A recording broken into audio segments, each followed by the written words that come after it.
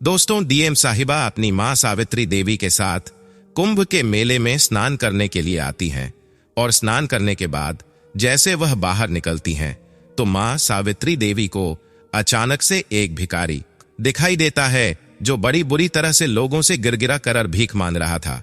DM साहिबा की मां सावित्री देवी जब उसे गौर से देखती हैं तो देखते उसे पहचान लेती हैं और उसके पास जाकर उसे गौर से देखने लगती हैं, लेकिन वह भिखारी अभी तक डीएम साहिबा की मां को नहीं पहचान पाया था। और इसके बाद जो भिखारी होता है वह डी साहिबा की मां से भी गिरगिरा कर भीख मांगने लगता है और कहता है कि मुझे कुछ पैसे दे दो, मैं कई दिनों से भूखा हूं। अगर आप मुझ पर रहम कर देंगे तो मैं कुछ खाना खा लूंगा। इसके बाद जो डीएम साहिबा की मां है वो उससे कहने लगती है कि सुनील, ये तुम ही हो ना। अब जैसे ही वो भिखारी अपना नाम डीएम साहिबा के मां के मुंह से सुनता है तो एकदम से बड़ा ही हैरान हो जाता है और आश्चर्यचकित हो जाता है। दरअसल सुनील उसका असली नाम था और इस नाम को भला वह महिला कैसे जानती थी। इसके बाद वह भिखारी गौर देकर देखने लगता है और जैसे ही वो डीएम साहिबा की मां को पहचान लेता है तो एकदम से फूट फूट कर रोने लगता है और उसके पैर पकड़कर वहीं पर उससे माफी मांगने लगता है। कौन था ये भिखारी और किस वजह से डीएम साहिबा की मां से माफी मांग रहा था? पूरी कहानी की सच्चाई जानने के लिए वीडियो को अंत तक जरूर देखें। उत्तर प्रदेश के अंदर एक परिवार होता है जिस परिवार के अंदर एक लड़का है जिसका नाम है सुनील, जो कि फिलहाल पढ़ाई लिखाई कर रहा है, लेकिन उसके पास जमीनो जायद काफी अच्छी है, तो इसी वजह से वह पढ़ाई लिखाई पर ज्यादा गौर नहीं देता है। सुनील शादी के योग हो जाता है तो उसके माता पिता उसके लिए इधर उधर लड़की ढूंढने लगते हैं और ढूंढने से उन्हें एक लड़की मिल भी जाती है जिसका नाम होता है सावित्री, जो बड़ी होनहार थी और घरेलू लड़की थी जिसके अंदर संस्कार फूट फूट कर भरे हुए थे। उसके बाद सुनील के माता पिता सावित्री से अपने बेटे की शादी करा देते हैं और शादी होने के बाद दोनों पति पत्नी उस घर के अंदर हंसी खुशी रहने लगते हैं। सावित्री अच्छे से अपने सास ससुर का ख्याल रखा करती और अपने पति का कहा माना करती। धीरे धीरे समय बीतता, समय के साथ साथ अचानक से जो सावित्री होती है वह गर्भवती हो जाती है। जब सावित्री गर्भवती होती है तो उस समय पर जो उसका पति सुनील होता है वो कहने लगता है कि मुझे तो देखो लड़का चाहिए और लड़का ही तुमसे होना चाहिए। सावित्री उसे समझाती है कि देखो, यह मेरे हाथ में नहीं है, जो ऊपर वाला चाहेगा वही होगा, इसमें मैं भला क्या कर सकती हूं। लेकिन सुनील लड़के की रट लगाए बैठा था और दरअसल वो लोग कुछ पुराने ख्यालात के थे जिसमें लड़की को बोझ माना जाता है और इसी वजह से जो सुनील होता है अपनी पत्नी से बार बार लड़का होने के लिए आग्रह करता है। इसके बाद जो सावित्री होती है वह इन सभी बातों को सुनती रहती है और सोचती है कि कोई बात नहीं, जो होगा सो देखा जाएगा। और धीरे धीरे उसकी डिलीवरी का समय आ जाता है। जैसे ही सावित्री की डिलीवरी होती है तो उसने एक बेटी को जन्म दिया था और जैसे ही वो बेटी को जन्म देती है तो उसके बाद से उसके सास ससुर और उसका पति उससे अजीब सी नफरत करने लगते हैं। वह सोचते हैं कि ये सारी कुछ इसकी गलती है और इसकी वजह से हमारे परिवार में एक लड़की का जन्म हुआ है। इसके बाद सावित्री उन्हें समझाने की भी कोशिश करती है, लेकिन वो लोग उसकी एक नहीं सुनते हैं और जो सुनील होता है वह सावित्री पर बहुत ज्यादा गुस्सा होने लगता है। बेटी होने के लगभग 2 साल बाद सावित्री फिर से प्रेग्नेंट हो जाती है और इस बार जो उसका पति है वो कहने लगता है कि देखो, जो हो गया सो हो गया, लेकिन इस बार बेटा ही होना चाहिए। सावित्री इस बार भी कह देती है कि देखो, ये मेरे हाथ में नहीं है, ये ऊपर वाले की देन है, जो होगा वो हो जाएगा, कोई भी दिक्कत नहीं है। इसके बाद समय आता है डिलीवरी का और जैसे ही सावित्री की डिलीवरी होती है तो इस बार पूरा परिवार एकदम से खुश हो जाता है, क्योंकि यहां पर सावित्री ने एक लड़के को जन्म दिया था जिसे पाकर उसका पति सुनील भी बड़ा ही खुश होता है और उसके साथ ससुर भी बड़े ही खुश होते हैं। अच्छे से उसे खाने को दिया जाता है और अच्छी तरह से उसकी देखभाल रखी जाती है। इधर जब उसकी बेटी अपने भाई को देखती है तो वह भी बड़ी खुश होती है। अभी इतनी बड़ी तो नहीं है, लेकिन वो समझती है कि ये मेरा भाई है और इसको आने से पूरा परिवार खुश है, तो मुझे भी खुश होना चाहिए। जो लड़का होता है उसका नाम जतिन रखा गया था। और जतिन और स्नेहा अब धीरे धीरे इतने बड़े हो गए हैं कि वो दोनों स्कूल जाने लगे हैं। लेकिन जो सुनील होता है यहाँ पर अब तक भी अपनी बेटी और बेटे में भेद करता है। वह अपने बेटे को तो एक प्राइवेट स्कूल में पढ़ाता है, वहीं पर जो स्नेहा होती है उसे सरकारी स्कूल में डाल रखा था। यह बात माँ को बड़ी बुरी लगती है, लेकिन फिलहाल वो जैसे तैसे करके परिवार की भलाई आना है। और यह हमारा बेटा है, यह हमारा वंश आगे चलाएगा और इसी से हमारा नाम होगा, सावित्री बार बार उससे कहा करती है। लेकिन वो उसकी एक नहीं सुनता है। और इसी तरह से कुछ दिन और बीत जाते हैं। धीरे धीरे समय बीता और समय के साथ साथ जो स्नेहा होती है वह अब 10 साल की हो जाती है और फिलहाल वो 5वीं क्लास में है। लेकिन 5वीं क्लास में उसे ये सारी बातें जो परिवार के अंदर घट रही थी, अब तक बेटी और बेटे का जो भेद था, वो सभी बातें फील होने लगती हैं। और 5वीं क्लास में उसे एक पाठ पढ़ाया जाता है क्लास के अंदर। और उस पाठ को पढ़ने के बाद वह अपनी माँ से आकर इन सभी बातों के जवाब मांगने लगती है। मैं आपकी बच्ची नहीं हूं तो आप लोग मुझ में भेद क्यों करते हो? तो माँ कहती है कि बेटी, मैं तहां तुम में भेद करती हूं। तो वो कहने लगती है कि माँ पिताना तो मेरे लिए अच्छे से खाने के लिए लाते हैं और ना ही मेरी देख रेख अच्छी तरह से करते हैं। वो तो सारा के सारा प्यार भैया पर लुटा देते हैं। तो माँ समझाने लगती है, कहती है कि नहीं बेटी, ऐसी बात नहीं है। दरअसल जो तुम्हारे पिता हैं वो उस पर ज्यादा लड़ इसलिए किया करते हैं क्योंकि वो तुमसे छोटा है और तुम बड़ी भी तो हो ना। बड़े बच्चे को अक्सर कम प्यार मिला करता है, तो तुम्हें इसी तरह से रहना होगा। इस बार तो सावित्री ने अपनी बेटी स्नेहा को समझा दिया था, लेकिन उसके दिमाग में यह बात चल रही थी कि अभी नहीं तो कुछ दिन बाद फिर से ये सवाल उसके सामने आएंगे और उस बार इन बातों का जवाब देना बड़ा ही मुश्किल हो जाएगा। जैसे तैसे करके सावित्री इसके बाद 3 साल और निकाल लेती है। लेकिन 3 साल बाद इन बातों के चलते उसकी बेटी स्नेहा दोबारा से उसे सवाल कर देती है और कहने लगती है कि माँ, आप लोग सच में ही मुझ में और मेरे भाई में भेदभाव करते हो, क्योंकि इसी वजह से आपने उसे प्राइवेट स्कूल में पढ़ा रखा है और मुझे सरकारी स्कूल में डाल रखा है। हालांकि मैं भाई से पढ़ने लिखने में काफी ज्यादा होशियार हूं। अगर आप लोग मुझे प्राइवेट स्कूल में डालोगे तो मैं और भी अच्छे नंबरों से पास हो जाऊंगी। तो माँ फिर से उसे समझाने की कोशिश करती है, लेकिन फिलहाल तक जो स्नेहा थी वो थोड़ी सी समझदार हो गई थी और वह अपनी माँ से इस बात को लेकर झगड़ा करने लगती है। तभी उसी दौरान जो सुनील सावित्री देवी का पति होता है वह भी वहीं पर आ जाता है और वहां पर आने के बाद अपनी बेटी को धमकाने लगता है। जब पिता अपनी बेटी को धमका है तो उसके बाद बेटी भी पिता से उल्टी जबान लड़ाने लगती है और कहती है कि पिताजी, इसमें मैं गलत ही क्या कह रही हूं? आप भाई से ज्यादा प्यार करते हो और मुझे तो आपने सरकारी स्कूल में डाल रखा है। इसके बाद पिता थोड़ा सा नाराज हो जाता है और बेटी पर पिटाई लगाने के लिए उसके सामने चल देता है। तभी जो सावित्री होती है उससे यह बात सहन नहीं होती और वह एकदम से बीच में आ जाती है।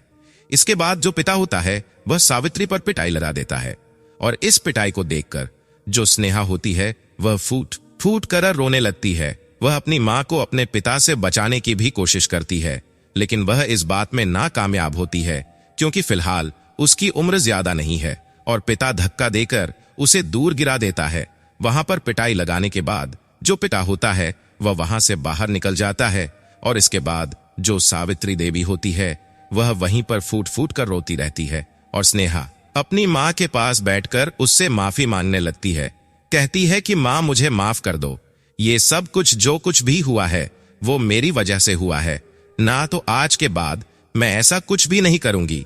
लेकिन सावित्री देवी अब अपने मन के अंदर एक संकल्प कर चुकी थी कि वह अब अपनी बेटी में फर्क नहीं होने देंगी और इसी बात को लेकर वह अपने भाई के पास फोन मिला देती है और भाई को बता देती है कि इस तरह से मेरे साथ यहां पर गलत हो रहा है और मैं अब इस आदमी के साथ एक सेकंड नहीं रह सकती।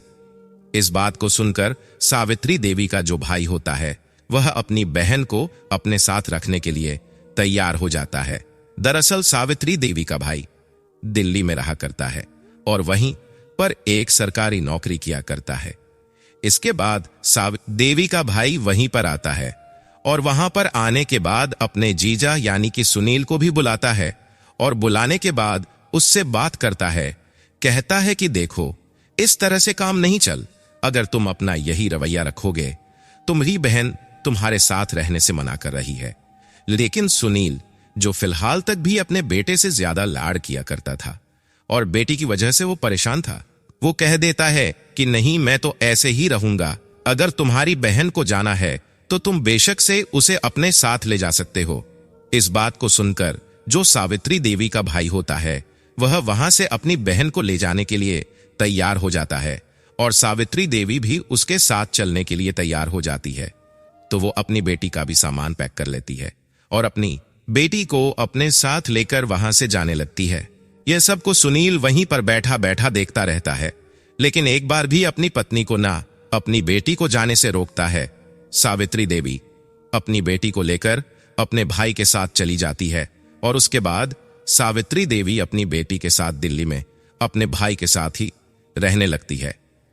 अब स्टार्टिंग में सावित्री देवी कुछ दिनों तक का वेट करती है कि शायद उसका पति उसे लेने के लिए आ जाएगा और कुछ दिनों में उसकी अकल ठिकाने आ जाएगी। लेकिन सावित्री देवी का पति उसे लेने के लिए नहीं आता है। धीरे धीरे करके इन बातों को 2 साल बीत जाते हैं। अब जैसे ही 2 साल बीतते हैं तो उसके बाद उसका भाई कहने लगता है कि बहन, तुम्हारा पति तुम्हें लेने के लिए नहीं आएगा, तो इससे अच्छा होगा कि तुम उसे तलाक दे दो। लेकिन सावित्री देवी कहती है कि भैया, अब तलाक देने का मतलब ही क्या बनता है? मेरे पास मेरी बेटी है और इसी के सहारे में अपने जीवन को बिता लूंगी। अगर वो लोग अपनी तरफ से तलाक की पहल करते हैं तो उसके बाद मैं जरूर से तलाक दे दूंगी। ऐसा कहकर सावित्री देवी अपने पति से और अपने ससुराल से पूरी तरह से नाता तोड़ लेती है और अपने भाई के वहीं पर ही रहने लगती है। दिल्ली के अंदर वह अपने लिए एक छोटा सा काम देखती है ताकि वह अपने भाई के ऊपर बोझ ना बन सके और अपनी बेटी के साथ वहां पर अपने समय को व्यतीत कर सके। सावित्री देवी की जो भाभी होती है वह भी बड़ी अच्छी थी और वह अच्छी तरह से अपनी ननद का ख्याल रखती है और उसकी बेटी को अपने बच्चों के समान रखा करती है। धीरे धीरे साथ साथ जो सावित्री देवी की बेटी स्नेहा होती है, वह यूपीएससी की तैयारी करने लगती है और दिन रात एक करके यूपीएससी के टेस्ट को क्लियर कर देती है।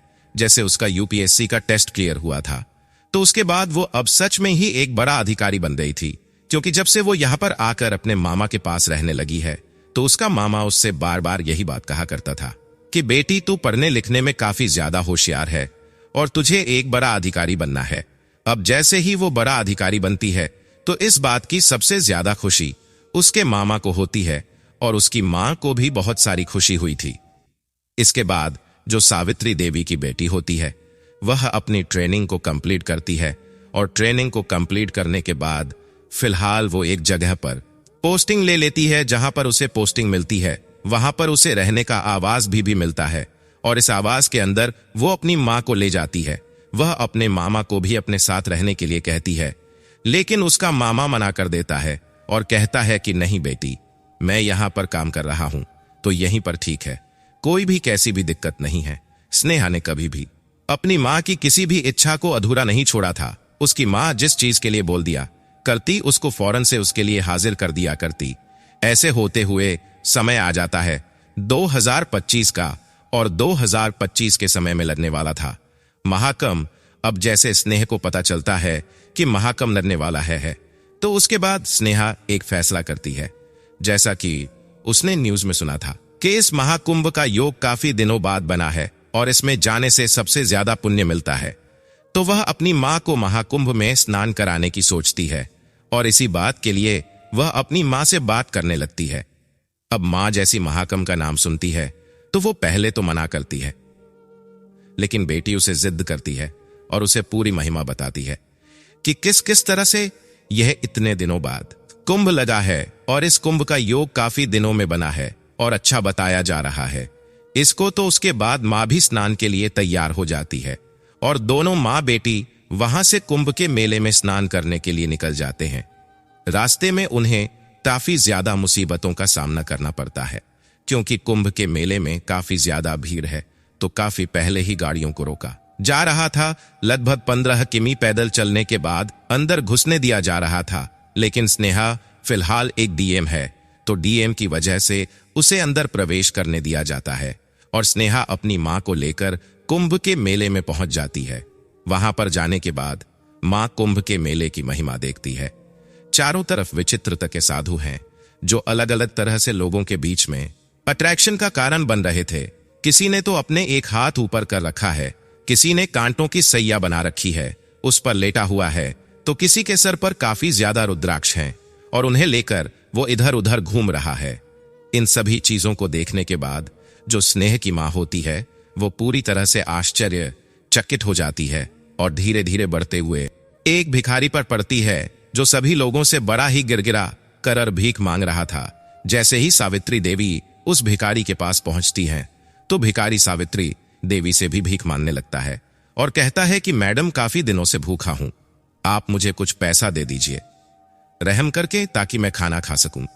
अब इसके बाद सावित्री देवी उसे पैसा तो नहीं देती हैं, लेकिन उसके बाद कहती है कि सुनील, तुम यहां पर क्या कर रहे हो। अब जैसे भिखारी सामने वाली महिला के मुंह से अपना नाम सुनता है तो उसके बाद उसकी तरफ गौर से देखने लगता है, क्योंकि अभी तक उसने सावित्री देवी को इतनी अच्छी तरह से नहीं देखा था।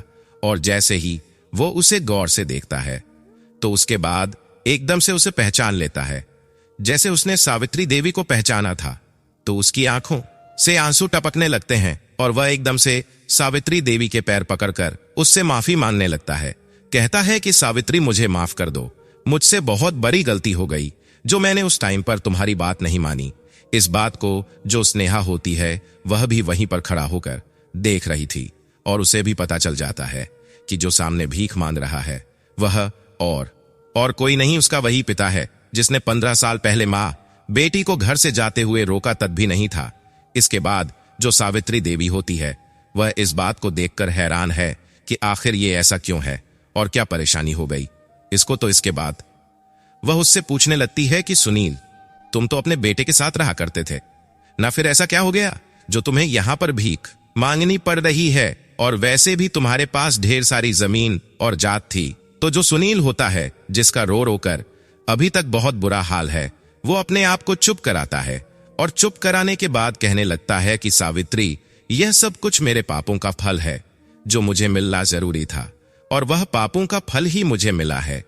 इसके बाद जब सावित्री देखती है कि ये अपनी गलतियों का एहसास कर रहा है तो उसके बाद उसे और भी अच्छी तरह से पूछने लगती है कि कौन से पाप और कैसे पाप और कौन सा फल तुम्हें मिल रहा है।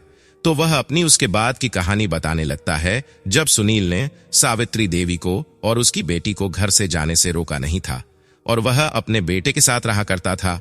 दरअसल उसके कुछ दिनों बाद उसके माता पिता की मौत हो जाती है और वह बेटे के साथ अकेला रह गया था। जैसे ही बेटा 18 साल का होता है तो उसी दौरान वह अपने बेटे की शादी करा देता है, और शादी होने के बाद जो बेटा होता है पूरी तरह से अपने पिता का अपमान करने लगता है और उसकी एक भी बात नहीं सुनता है, क्योंकि वह लाड़ चाप से पाल पोस कर बड़ा किया गया था। तो उसे नहीं पता था कि संस्कार क्या होते हैं और पिता का आदर कैसे किया जाता है। इसके बाद सुनील कुछ दिनों तक ये सब कुछ सहन करता है, लेकिन धीरे धीरे उसके बेटे को अपना पिता आंखों देखा नहीं सुहाता है और उसके बाद वह अपने पिता पर पिटाई भी लगाने लगता है। जब उस पर पिटाई लगती है तो उसे वह बातें याद आती हैं जब वह किस तरह से अपनी पत्नी के ऊपर अत्याचार किया करता था, और उन्हीं का फल समझकर वह इन सभी चीजों को सहन करता रहता है। लगभग 3 से 4 महीने लगातार उसको टॉर्चर किया जाता है, और जब यह टॉर्चर उससे सहन नहीं होता है तो एक रात अचानक से वह अपने गांव से और अपने घर से गायब हो जाता है। और उसके बाद उसके बेटे को छोड़कर वह इधर उधर ऐसे भटकने लगा था। अब इधर उधर भटकने के बाद वह कुछ काम करके अपनी जिंदगी को व्यतीत करना चाहता है, लेकिन जैसे ही वह काम करता है तो एक दिन काम के दौरान अचानक से उसको चोट लग जाती है, और उस चोट के कारण उसका शरीर पूरी तरह से कमजोर हो गया था। अब इसके बाद वह इधर उधर काम ढूंढता है अपने लिए ऐसा जिससे वो बैठकर आराम से काम कर सके, लेकिन ना तो उसे ऐसा काम करना आया करता है, क्योंकि ज्यादा पढ़ाई लिखाई उसने नहीं की है, नॉर्मल सी पढ़ाई लिखाई की है, और उसके बेस पर उसे काम नहीं मिलता है तो मजबूरन अब उसे भीख मांगकर अपना गुजारा करना पड़ता है। और इसी तरह से वह गुजारा करता है तो जो सावित्री होती है वो उससे कहने लगती है कि सुनील, अगर ऐसी बात थी तो तुम्हारे पास तो ढेर सारी जमीन जायद थी, क्या सारी के सारी तुमने अपने बेटे के नाम कर दी? तो वो कहने लगता है कि हाँ सावित्री, ऐसा हुआ जब उसकी शादी हुई थी। तो उसके बाद वो बहुत ही अच्छी तरह से घर के अंदर रहा करता था, लेकिन धीरे धीरे करके उसने बहाना बनाया, और बहाना बनाने के बाद सबसे पहले उसने पूरी जमीन और जायदाद अपने नाम करवाई, और उसके बाद से मुझसे लड़ाई करने लगा और मेरे साथ मारपीट करने लगा। तो सावित्री कहने लगती है कि अगर कोई ऐसी बात थी तो तुम मुझसे एक बार मिल तो सकते थे। तो वो कहने लगता कि सावित्री, मुंह से तुम्हारे पास जाता, क्योंकि तुम्हारे ऊपर मैंने बहुत सारे अत्याचार किए थे और ऊपर से अपनी बेटी के साथ भी भेदभाव किया था। इन बातों को सुनकर सावित्री और स्नेहा की समझ में यह बात आ गई थी कि अब उसके पिता का अंदर का जितना भी अहंकार था वो सारा के सारा नष्ट हो चुका है, और वो अब पूरी तरह से लाचार है, यहां पर भीख मांगने के लिए।